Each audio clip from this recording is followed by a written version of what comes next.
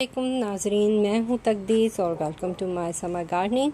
तो आज मैं आपको बताऊंगी कि आपने फ्लावरिंग बेड को दोबारा से किस तरह से फ्रेश करना है।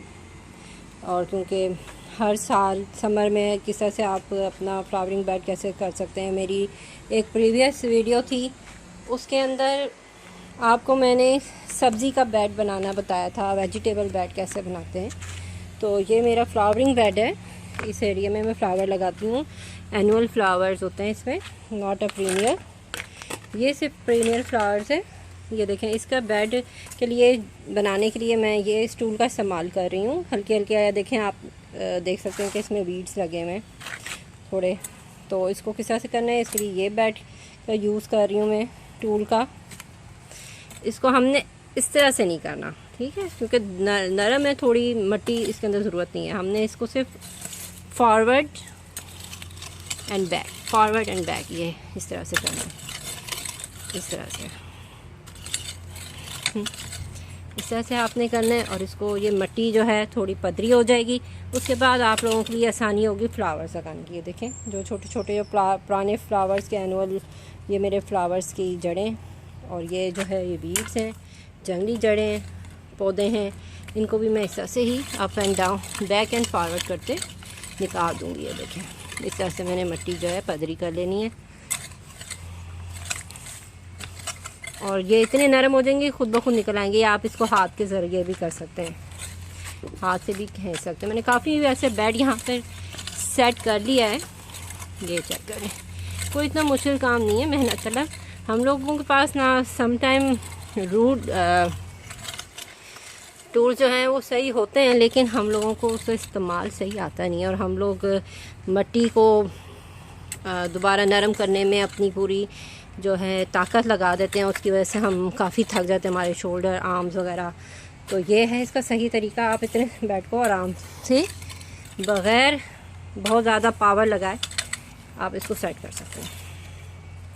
और अगर आपके पास ये टूल भी नहीं है और आपके पास इससे छोटा ही है हिस्सा है फ्लावरिंग का, अगर फ्लावरिंग करनी है, तो उसके लिए मैं आपको ये बताऊंगी। ये देखें, ये हैंड टूल्स हैं, इसको भी हमने इसी तरह से ही रबिंग करनी है। ये देखें, ज़मीन फ्लावर के ऊपर ये ऐसे forward and back, forward and back. ये नरम हो गई, ये आपने इसकी रूट निकाल ली। ये देखें, ये मैंने निकाले। और ये आलमोस्ट मैं आपको दिखाती हूँ। अपने साथ एक डब्बा रखें, उसके अंदर आपने सारे ये यार्ड का जो थोड़ा ट्रैश है वो देखें तार के डालने। मैंने काफ़ी इसमें से निकाल के ऑलरेडी सेट कर दी। मैं इस दफ़ा गेंदे के लगाऊंगी फ्लावर्स इसमें। तो ये थी हमारी आज की छोटी सी वीडियो। इसके बाद और ये था ज़मीन को पता करने का तरीका।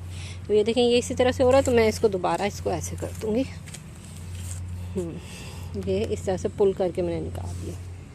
बहुत इजी है, लगा सकते हैं। जो ख़ास तौर पर नए गार्डनर हैं, जिनको शौक़ है, तो वो इस मेरी वीडियो को देख के काफ़ी कुछ सीख सकते हैं। और मेरी एक वीडियो है जिसके अंदर हमने सब्ज़ी का बेड बनाया हुआ है।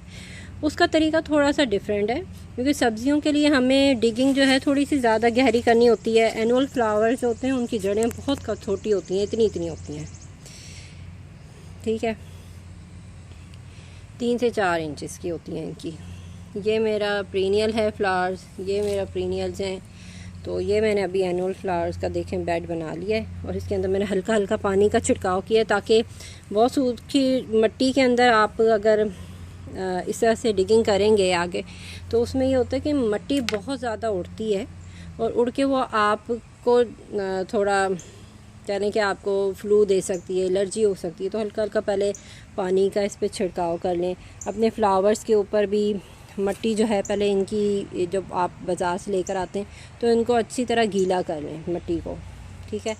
अगर आप इनके फ्लावर्स के देखें ना, पत्ते अगर इनके डाउन हो रहे हैं, क्योंकि यहाँ पे सख्त गर्मी थी, तो मेरे अभी इसी तरह से मैंने छोड़ दिए थे, तो वो आप देख सकते हैं फ्लावर्स के पत्ते जो हैं वो कितने डाउन हुए हैं। आप इनकी लीव्स देखें। तो अभी मैंने इनको पानी डाल के रखा है, और अभी छाँव है, तो इस छाँव के अंदर ही मैं अभी लगा लूँगी, और फिर पानी दूँगी इनको अच्छा खासा। पानी दिया, अभी सुबह के वक्त पानी देने के बाद फिर मैं इनको इवनिंग टाइम पे दूँगी। जब आप नए नए फ्लावर्स इसमें लगाएंगे तो आप कोशिश करेंगे कि आप तपती धूप में फ्लावर का बेड ना बनाएं। ज़मीन बहुत ज़्यादा गर्म होती है और उसके अंदर इसके रूट्स जो है ना जलने का ख़तरा होता है। ये होता है ये है कि जब आपके बेड के ऊपर छाँव है, आप अपनी फ्लावरिंग की जो भी ज़मीन पदरी करनी है उस तरह से करें, और पहले इसके ऊपर हल्का सा पानी का छिड़काव करें, जिससे कि आपको ये नज़र आ रही है कि मेरी मिट्टी जो है ज़मीन की इतनी सूखी नहीं है। ये देखें, इसमें हल्की हल्की गीली है और ये हल्की सी सूखी है। जो सूखी मिट्टी जो आपको नज़र आ रही है वो अभी मेरी गुडाई करने के बाद निकली है। ये देखें, ये सारे मैं वीड्स निकाल के अभी रख दूँगी इधर साइड पे। काफ़ी अच्छी ज़मीन हो गई है। ये देखें, मेरे हाथ में मिट्टी आप देख सकते हैं कितने मैं मुट्ठी भर सकती हूँ, इतनी पदरी हो गई है कि ये देखें मुट्ठी मेरी पूरी मुट्ठी में आ रही है मिट्टी। इस तरह से इतना आपने कर लेना है इसको। तो ये थी आज की हमारी वीडियो, और इंशाल्लाह मेरे साथ जुड़े रहिएगा, और फिर आपको इंशाल्लाह नई इन्फॉर्मेशन के साथ मिलूँगी। इजाज़त दीजिए, अल्लाह हाफ़िज़।